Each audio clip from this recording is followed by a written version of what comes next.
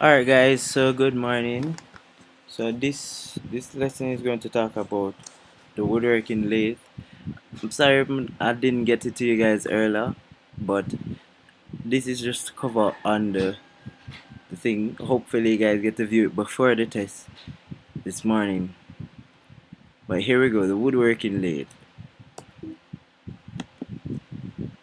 And in this PowerPoint we're going to define what the lathe is, the parts of the lathe, explain those parts, and the tools used with the lathe. So a bit of history on it. The woodworking lathe is without question one of the oldest woodworking machines used. And it consisted of two holding centers, which means two holding pieces that hold the center with a suspended stock of wood being rotated by an endless rope belt. And the rope belt would be the one that controlled the spinning or the rotation of the wood. And it was operated by one person having to pull the rope hand over hand. It means that this is the person operating the spinning and the second person holding the chisel or the hand tools to get the shape or the turn that they want. And this the process that the wood lathe is involved in is known as wood turning. So the the machine itself is a wood turning machine that uses special tools known as chisels to apply unique cuts, shapes, and designs. And you will have four of them in the workshop. And what you do is that while the wood is spinning, you would have had markings on your stack of wood or your block of wood, and you would apply the chisel now to get various cuts, so you can get it round, very round and cylindrical, or you can bevel it in, have unique cuttings or shapes like chair foots, baseball bats, bed foots, so various different unique round cylindrical shapes and cuts. The lathe is used in turning or shaping round drums, discs, or any object that requires a true diameter. And a true diameter is found on which shape? A circle. So anything that requires that it can shape or turn. And there are not only wood lathes available, they also have metal lathes. There are various sizes and types of wood lathes, ranging from very small sizes for delicate work, like really small, intricate work, to large surface or bull lathes that can swing jobs of 15 feet in diameter. So you're talking like massive trees. Need to get cylindrical shape or unique cuts out of. And here are the different parts. You have the headstock, the spindle, tool rest, the tailstock quill, the tailstock, the tool rest banjo, the lathe bed. So this list is not exhaustive, meaning that you have on some lathe you have a whole heap more parts. You even have some parts here that aren't really mentioned in intricacies, like the on and off switch, the different levers, and so on and so forth. But these are some of the main parts that you will find more or less on every single one of the lathes, every single lathe. So the headstock is mounted on the left of the lathe bed. Well, depends on where you're standing, but while operating it, it's on the left side of the lathe bed. All power of the lathe is transmitted through the headstock. So it's the part that controls the motor, turbines, the engine, whatever you want to call it, from around the lathe. So it powers the spinning or the wood turning. This uh, oh yes, this first part was mentioned. It is fixed. It's a fixed portion directly responsible for rotating the material, which I just said. The tailstock now will be the movable part of the lathe which sits on the top of the lathe bed.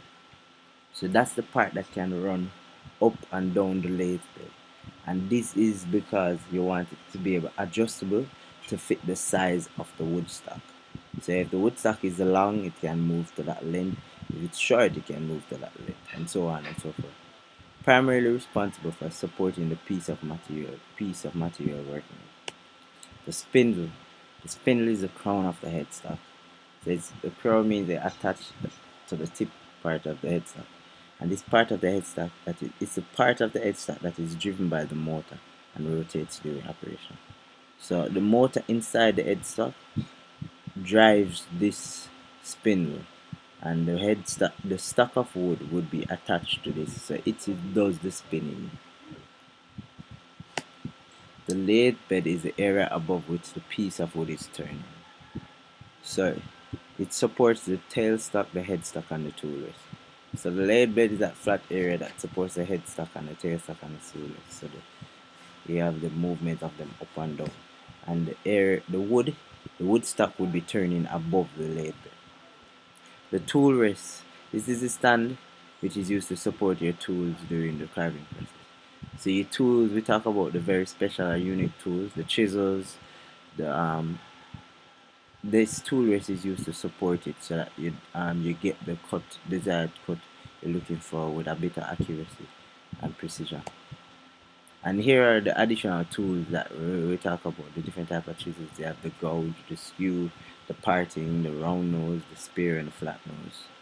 So the gouge is used to cut a rough stock to a cylindrical shape, say for rapid material movement, and does not produce a surface finish.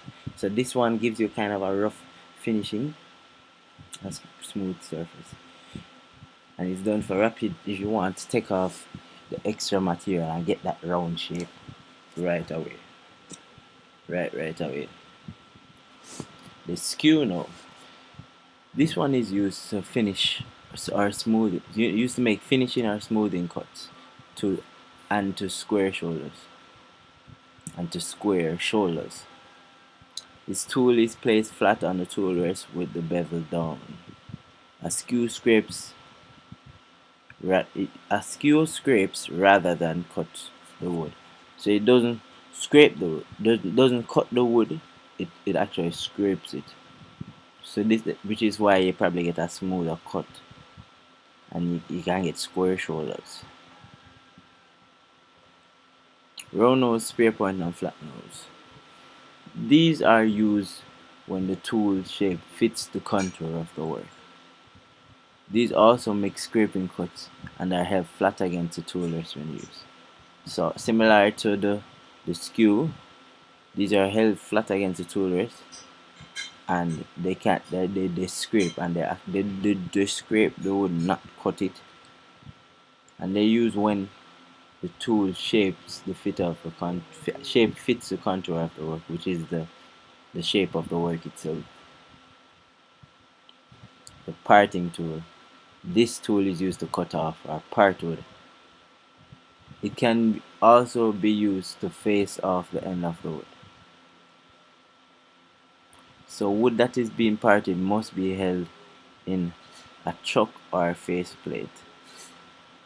Never attempt to part a piece of wood mounted between the centers. So that is saying that parted meaning cut completely or cut off. It says that any wood that is it must be held in a chuck or a face plate, so to ensure that it doesn't, when the cutting process begins or ends, rather, you don't get that separation that may cause damage or injury. I said never attempt to part a piece of wood mounted between centers. So for safety, it says that safety glasses must be worn at all times in the work areas. Sturdy footwear must be worn at all times. So the symbol for safety glasses is symbol for sturdy footwear. Sorry about the image not being clear, but here you go. See, continuing, long and loose hair must be contained or covered, and close-fitting protective clothing must be worn. Hearing protection may be required, and rings or jewelry must not be worn. Because of the type of machine it is, which is why the emphasis on loose things such as clothing, hair, jewelry are asked to explicitly to be kept or not worn. And before operation, it says you should locate and ensure that you are familiar with all machine operations and control. That means the on button, the off button, the emergency stop button, the the various guards, the tool rest, the be familiar with all of the parts of it, know how to operate it. Ensure all guards are fitted, secure, and functional. Do not operate if guards are missing or faulty. So that's a general rule for machines. Do not, and I repeat, do not operate it if you know that it may have an issue or a problem. Check your workspace, your walkthroughs to ensure no slip or trips hazard are present. So everything must be clear off the working lathe when you're using it.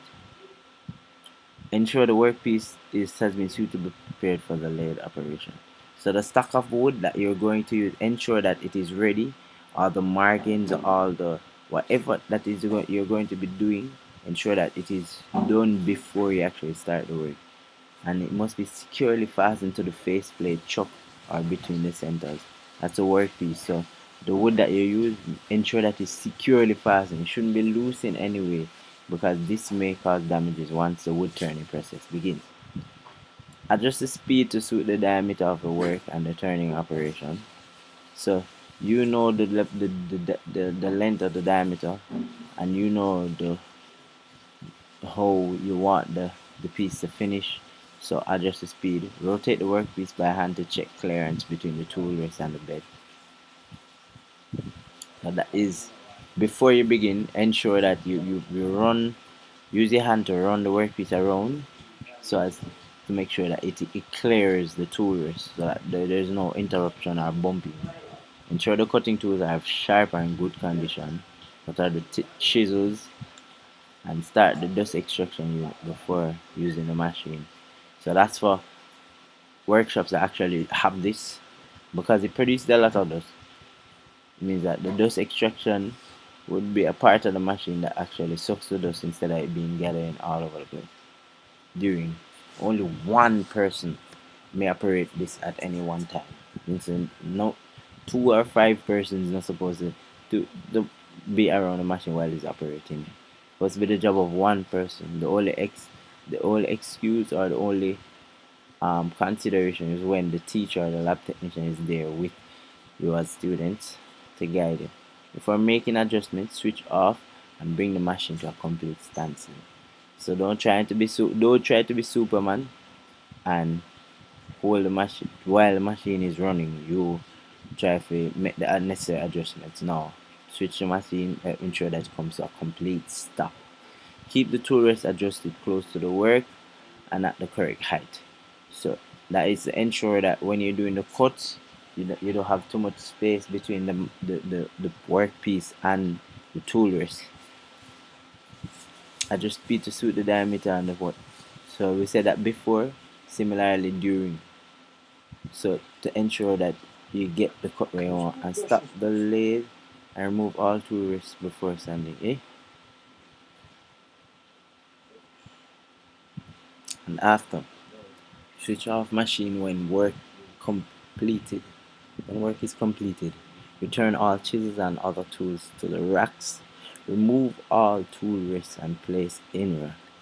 Leave the machine in a safe, clean, and tidy state. And these are pretty self-explanatory. And for safety, there are some potential hazards if you don't follow these various steps and these protective measures. So eye injury from flying debris or defective timber, clothing being caught or hair being caught or jewelry being caught, airborne dust can occur. So here we're gonna have the procedure now. For spindle turning, the stock should be about 1 inch longer than the completed length. Diagonal lines should be made at the end of each workpiece to locate the centers. So that's basically saying make a X right at the flat the the top and bottom, holding the workpiece long way. You make the S to find the center, and this is to ensure that when you're putting it into the spindle and the tailstock quill. A diagonal cut approximately 1/8 inch deep should be cut from one end for a spur drive. And stocks greater than 2 inch thick should have corners cut off, and table saw or jointer reducing the amount of stock to be rough turned. So if it's greater than 2 inches thick, cut off the corners. That's the of the suck up with the edges. Cut them off so that when it takes the pressure off the machine to do the rough cut. Tool rest should be set parallel to and 1/8 away from the workpiece and on center. For headstock turning, select stock size needed for workpiece. Select smaller piece of scrap to glue to workpiece and attach to faceplate, and cut both pieces into a circular shape. Screw assembly to faceplate. Thread on the faceplate to spindle and spindle nose of lathe. Adjust tool rest to center and 1/8 away from the workpiece. So 1/8 meaning that the space between the tool rest and the workpiece must be 1/8 inch. Turn work by hand to check for clearance. That's between the tool rest and the workpiece, and you can begin the turning process. And this was the end of our presentation. Sorry, I don't have the references up, but guys, I hope you get the opportunity to run through it in preparation for today's test. All the best, and see those grades when I see you. Enjoy.